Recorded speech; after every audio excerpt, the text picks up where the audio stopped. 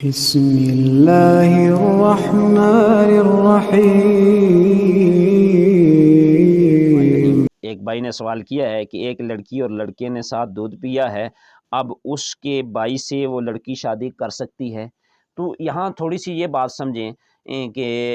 ساتھی نے جو سوال کیا ہے اس میں وضاحت نہیں ہے کہ لڑکی نے جو لڑکے کے ساتھ دودھ پیا ہے لڑکی کی ماں کا پیا ہے یا لڑکے کی ماں کا پیا ہے یا کسی اور عورت کا پیا ہے۔ اگر تو لڑکے اور لڑکی دونوں نے کسی اور عورت کا دودھ پیا ہے تو یہ آپس میں دودھ شریک بھائی یعنی رضائی بہن بھائی ہیں، تو اب ان دونوں کا اس لڑکے کا اس لڑکی کسی بہن کے ساتھ یا اس لڑکی کا اس لڑکے کی بھائی کے ساتھ نکاح ہو سکتا ہے۔ اسی طرح اگر لڑکے اور لڑکی نے لڑکی کی ماں کا دودھ پیا ہے تو بھی یہ چونکہ صرف یہ لڑکا اس کا رضائی بھائی ہے، یہ لڑکی اس لڑکے کے کسی دوسرے بھائی کے ساتھ شادی کر سکتی ہے۔